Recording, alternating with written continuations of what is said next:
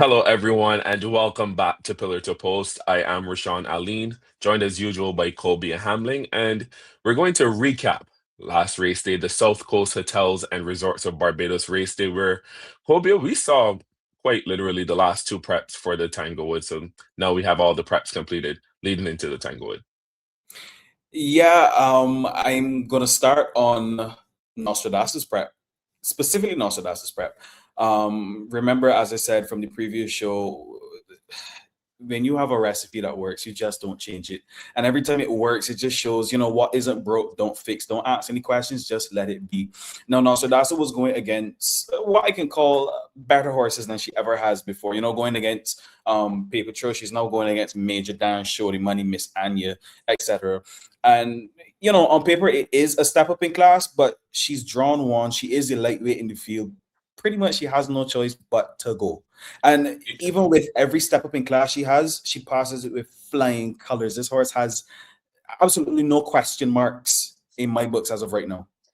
Yeah, in this race, she came in, as you said, on paper at the bottom of the ranking. She was rated 100 in this 110 race. She leads it being rated 106, but she wasn't coming in here as a horse that is stepping up in class and you're just trying to see. She was expected to win this race, and she delivered. I think, as you mentioned, it would have been hard to see her lose where she's drawn on the inside. She has conditions that are to her liking, and she was able to get to the lead. She didn't necessarily break the fastest, but she was able to get to the lead and she ultimately won pretty impressively. Obviously, now it's her final prep for the Tanglewood on the 31st. So you've seen everything she's put together. It's time to really now prove it again for another, what it feels like a step up in class because of who she's going to face coming from across the waters.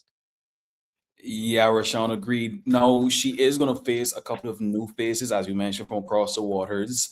Um, as it relates to her being able to do what she does best, I don't think anything at all is going to stop her from having her way. I think this prep puts her a key into this race, and really and truly, this January 31st, the Tanglewood Stakes and Trophy, I think it's all up to Nostradasa and Jarrell Becker to do what they do best and keep their fingers crossed. At the end of the day, it is a horse race. Everyone that goes into the gates does have a viable shot, but Nostradasa, I don't think you can ignore this horse whatsoever. She has to have a shot in everyone's eyes. Yeah, and my final thought on that, I have to underscore that the Tanglewood goes through Nostradasa. Even if you like another horse, you have to be cognizant of what does Nostradasa do, how Nostradasa affects this race in every way. If she goes to the lead, can you catch her?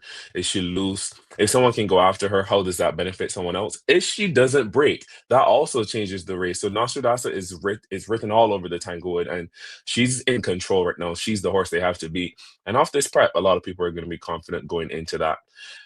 But we move on to another prep on the day. It wasn't as fancy, it wasn't the feature of the race, but our midsummer winner, Raconteur, was able to get back into winners enclosure. He ran second behind Nostradasa in the classic, bounced after that, but came back here in this final race on the card and won pretty nicely under Rashid Hughes, Raconteur. Rashawn, I do agree. And this race was a pretty big highlight of mine because, as you mentioned, it is a prep for the Tanglewood coming up, a 9 furlong prep for them, at least. The likes of Fillmore's, Aries, Raconteur, they're going. Prices and Lovely aren't going to face the start of January 31st in the Tanglewood. But these three, I was looking to see who had the best performance. Prices with 108 pounds did catch my eye. Fillmore's, I needed to see where he was going. Actually, I think Fillmore's dropped out of the running, didn't he?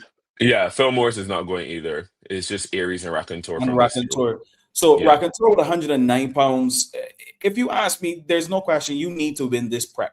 No, that's not the way he's going to be taking into the Tanglewood. But Right. if you're given 109 pounds against these horses and you can't win, I have a serious question mark against you. Because how are you going to do it with level weights? But Raconteur made this look easy like Sunday morning.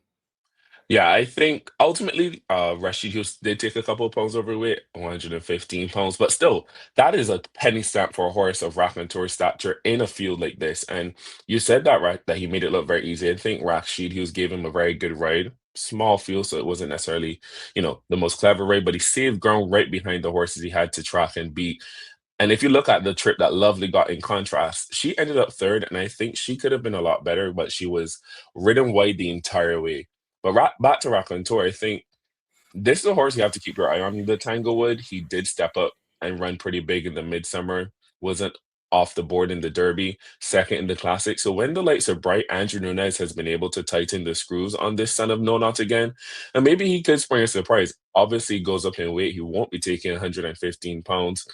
He's a little inconsistent, but this is a horse that has the back class to be competitive. Aries, on the other hand, who's finishing up the track, that's the one that I'm very surprised to the way he's coming into the Tanglewood, and it will be interesting to see what he does. But Raconteur acing his final test leading into the wood. Yeah, as you mentioned, Aries was surprising, an abysmal performance, if you ask me. Aries, who ran fourth in last year's edition of the Tanglewood, I expected a bit more coming here, especially considering he didn't finish his last effort for whatever reason. You know, he Right. was going down the back stretch, and I expected to see progression from there. I mean, progression is finishing the race, but I tried to see him finish with any money or at least a competitive finish, and he was nowhere to be found. So running fourth in last year's edition to absolutely missing, and I mean being absent in a prep, is eye catching for me in all the worst ways. Right. Um, All the negative ways, right? yeah, but I still need to see what this horse brings to the table because on a good day, Aries is competitive with the nominations I see going forward. He's still a name that has to be in your top four, or at least to be considered in your top four, Rashaun. No, yeah, his the best version of Aries makes you think, but these last two performances are abysmal. Not finishing and then this one being dead last. I'm not obviously you paid up, you're this close to the finish line, you're going to run, but Aries definitely, especially when Raconteur is now trending in the positive direction, trending upwards, he's trending completely in the opposite direction and would be a toss for me. But you talk about the noms and the nominations of the Tanglewood, and we've got our final 12, where you see obviously the big headliner is Nostradasa. We've got headliner, who's the Triple Crown winner of in Trinidad, the most recent Triple Crown winner they've had. But then the big name from Trinidad is Hello World, who won the Tanglewood very impressively last year. And no one in Barbados nor Trinidad has been able to beat this horse in over 2 years. Yeah, Hello World sits on a pedestal, sits far above all others. This horse is on about 14 or 15 wins straight. I mean, coming from Trinidad and having X amount of wins straight is one thing, but coming to Barbados, defeating them and going back to Trinidad says a lot to me. It's not just I'm better than everyone in Trinidad. I am one of the best in the Caribbean right now.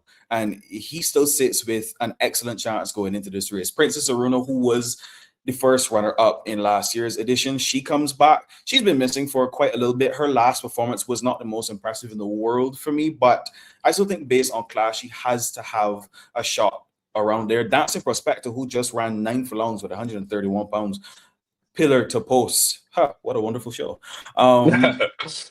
You know, he did shock me. I was looking for Phil Morse to give me a better performance in that particular race. Capricat, Aries, Heroes Day, who has stepped up from absolutely nowhere to excellent shot in the Tanglewood. Pussycat, who just won a brilliant race going 5.5. Raconteur, who just won his final prep. Valiant, who I think Valiant at this point is a household name, whether it's based on music or horse racing.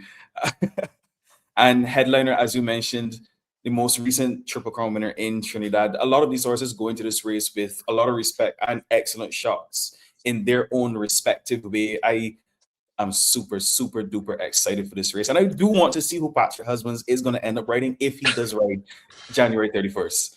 For his retirement, but we'll see. I think also the big thing with the Tanglewood is that it's a win and you're in for the Gold Cup. So then when you see that list of names, you're thinking, okay, who wins this race will probably be very likely to go to the Gold Cup. I hope the owners feel the same way.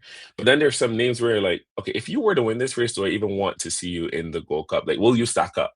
But I think like horses like Nostradasa and Hello World immediately come to mind where I would love to see them join the Gold Cup field. And this is obviously looking past January 31st. I think Hello World will take some beating. Nostradasa is our best local option. She's just going to go free reign and hopefully replicate what she's done in the Midsummer and the Derby. And then you have Valiant, who's going to be very intriguing. He proved me wrong last time. I showed that he likes to stay. He's, again, trending into the right direction. But he's also one that's shown he likes to be on the lead. Can he rate and win? Because no questions asked, Nostradasa is going to lead. Will Headliner make her uncomfortable? He has speed because it will be in others' best interest to have someone go after Nostradasa. So many questions to be answered, so many directions you can turn because this is a very, very competitive Tanglewood, and we'll see who's going to win and be in. Rashaun, sometimes when we look at races, not even sometimes, all the time, we look at races and we always ask for quality over quantity. It doesn't always have to be a field of 12. As long as it's Right. competitive horses, I'm excited to see this race. I don't want to see one that's really in with a shot and the other seven are running for second. I think more than 50% of this field has an amazing shot at this race. And when you go through form, there's absolutely no counting out one particular horse over the other because everyone has their reason for being, respectable in this race. As you mentioned, Headliner, who probably has one of the better shots in chasing down Nostradasa early, but if he does chase her down, what is there to finish with? The same thing as Dancing Prospector. On the flip side, if you leave Nostradasa alone early, she's proven to you time and time again, there's no catching her back. I don't like to go back in history, but when I look at Nostradasa, I always remember Poetic License 2015 Derby, and I wanted to see where she would go and how good she would be. And I feel like we now have the opportunity to see that speed being flaunted at the Garrison. We always mention the Garrison is a speed track, and now we have a speed ball. Utilize Right. it. Let's see where it goes. Let's see how good she is. And this is probably the best Creole we've had within the last maybe since Gandalf and Brave Star. Can I say? If you want to say Maybe that, sure. Hurricane. I think that's all completely subjective, but Yeah. within the last few years, she's definitely one of the ones who deserve a shot at the Gold Cup, and I love to see her there. But let's see how she gets past the last Saturday in January. And Rashaun, this is the end of our recap of the South Coast Hotels Race Day. Thank you for tuning in, and fingers crossed for January 31st. No, agreed. As you said, thank you guys so much for tuning in to Pillar to Post. Follow us on X, Facebook, Instagram, and subscribe to our YouTube. And as always, may all your tickets be winning ones.